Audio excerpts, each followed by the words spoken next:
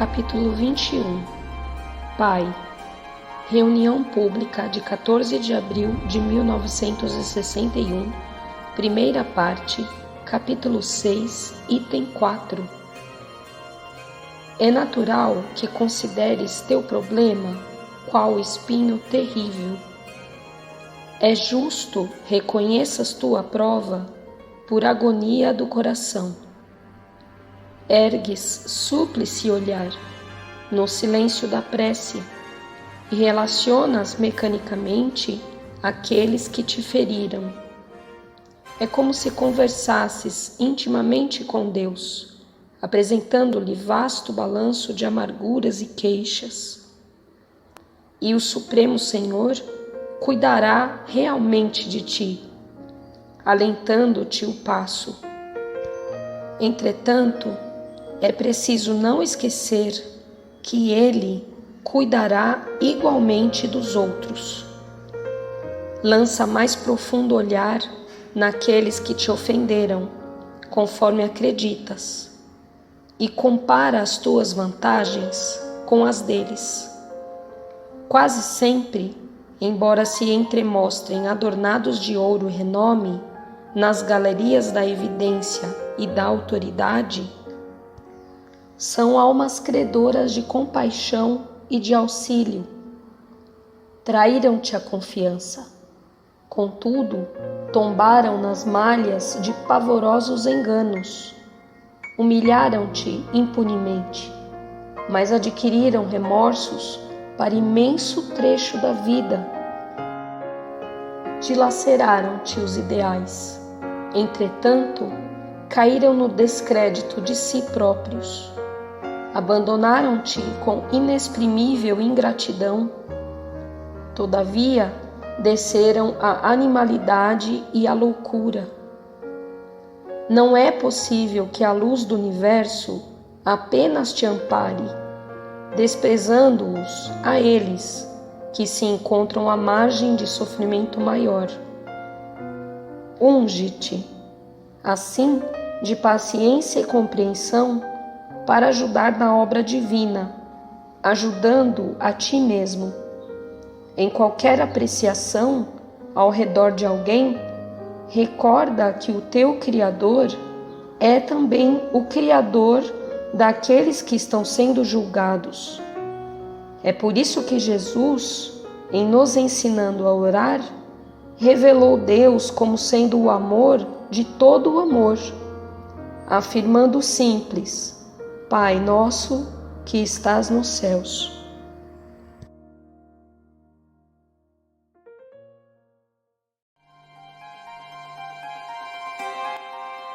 Audiolivro Justiça Divina. Capítulo 22. Em oração e serviço. Reunião pública de 17 de abril de 1961. Não paralises o impulso do amor fraterno diante dos companheiros que te parecem errados.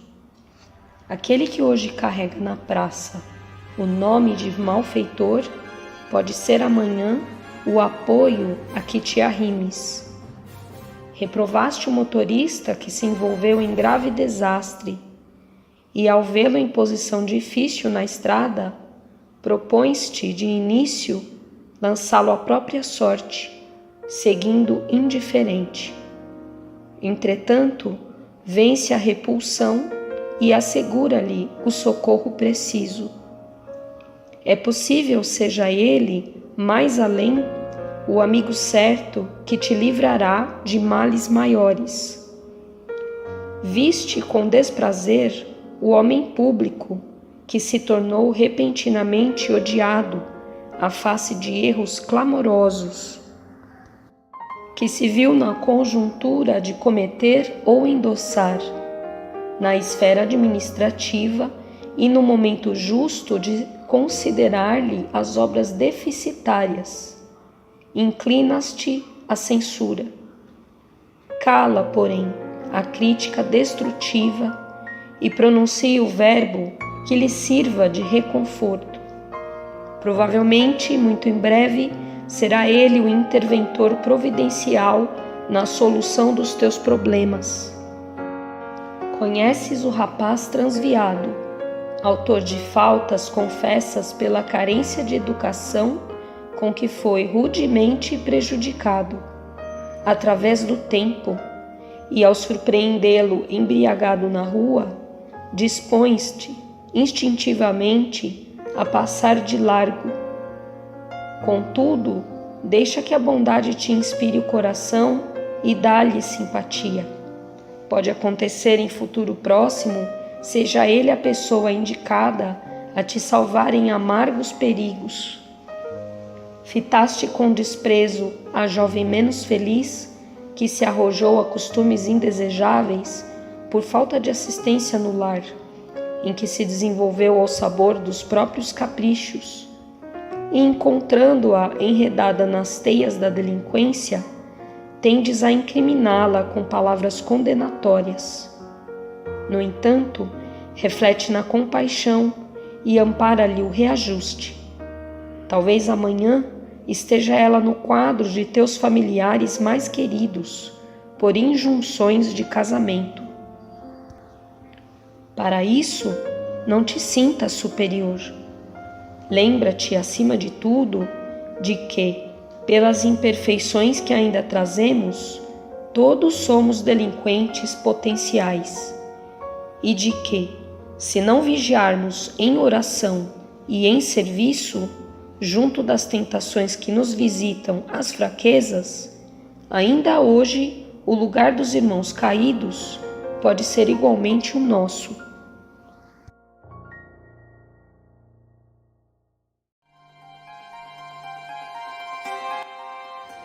Audiolivro Justiça Divina, pelo Espírito Emmanuel, de Francisco Cândido Xavier.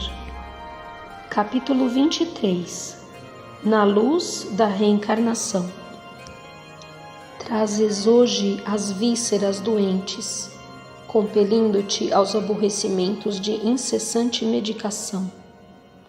Elas, porém, se fizeram assim à força de suportarem ontem os teus próprios abusos nos venenos da mesa. Trazes hoje o corpo mutilado, obrigando-te a movimentos de sacrifício.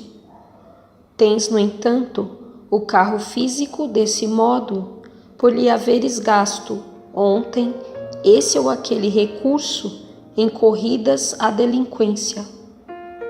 Trazes hoje o cérebro hebetado, dificultando-te as expressões. Mas isso acontece porque ontem mergulhavas a própria cabeça em clima de trevas. Trazes hoje a carência material por sentinela de cada dia. Contudo, ontem atolavas o coração no supérfluo, articulado com o pranto dos infelizes. Trazes hoje na própria casa a presença de certos familiares que te acompanham à feição de verdugos. Entretanto, são eles credores de ontem, que surgem no tempo pedindo contas. Todos somos capazes de fazer o melhor, porquanto, pelas tentações e provas de hoje, podemos avaliar o ponto de trabalho em que a vida nos impele a sanar os erros do passado, clareando o futuro. Perfeição é a meta, reencarnação é o caminho, e toda falha na direção de obra perfeita exige naturalmente corrigenda e recomeço.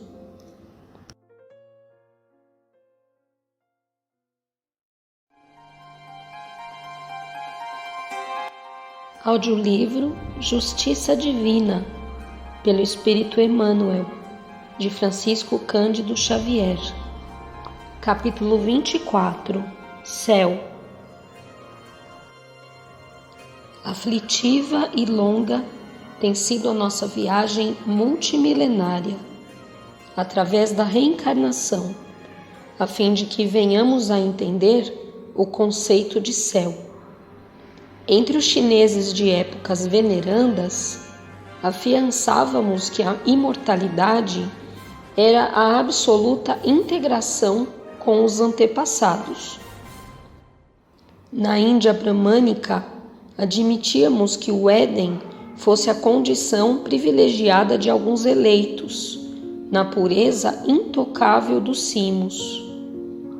No Egito remoto, imaginávamos que a glória, na esfera espiritual, consistisse na intimidade com os deuses particulares, ainda mesmo quando se mostrassem positivamente cruéis. Na Grécia Antiga, supunhamos que a felicidade suprema, além da morte, brilhasse no trono das honrarias domésticas. Com gauleses e romanos, incas e astecas, possuíamos figurações especiais do paraíso. E ainda ontem, acreditávamos que o céu fosse região deleitosa, em que Deus, teologicamente transformado em caprichoso patriarca, vivesse condecorando os filhos oportunistas que evidenciassem mais ampla inteligência no campeonato da adulação. De existência à existência, entretanto, aprendemos hoje que a vida se espraia, triunfante, em todos os domínios universais do sem-fim. Que a matéria assume estados diversos de fluidez e condensação, que os mundos se multiplicam infinitamente no plano cósmico, que cada espírito permanece em determinado momento evolutivo e que, por isso, o céu, em essência, é um estado de alma que varia conforme a visão interior de cada um. É por esse motivo que Allan Kardec pergunta e responde: nessa imensidade ilimitada, onde está o céu? Em toda parte.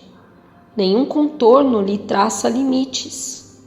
Os mundos superiores são as últimas estações do seu caminho, que as virtudes franqueiam e os vícios interditam.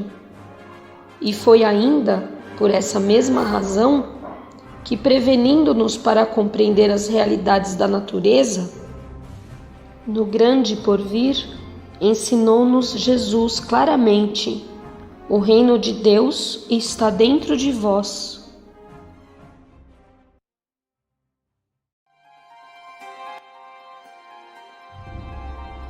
Capítulo 25. Viajantes. De muitos deles tiveste notícia da glória que ostentavam na terra. Pompeavam adornos de alto preço e chamavam-se príncipes. Brandiam armas sanguinolentas e faziam-se chefes. Mostravam brasões e manejavam a autoridade. Eram mulheres primorosamente vestidas e atuavam no pensamento dos ditadores, alterando a sorte das multidões. Entretanto, apenas viajavam no caminho dos homens. Outros muitos conheceste de perto. Urdiam golpes de inteligência e dirigiam enormes comunidades. Sobraçavam livros famosos e tornavam-se mestres. Amontoavam dinheiro e erguiam-se poderosos. Exibiam louros da mocidade e articulavam aventuras e sonhos. Contudo, viajavam também. Se eram bons ou maus, justos ou injustos, realmente não sabes, porque as verdadeiras contas de cada um são examinadas além. No entanto, não ignoras que nem o poder e nem o encargo, nem a juventude e nem o ouro, nem a fama e nem a ciência lhes conferiam qualquer privilégio de fixação. Todos passaram, uns após outros.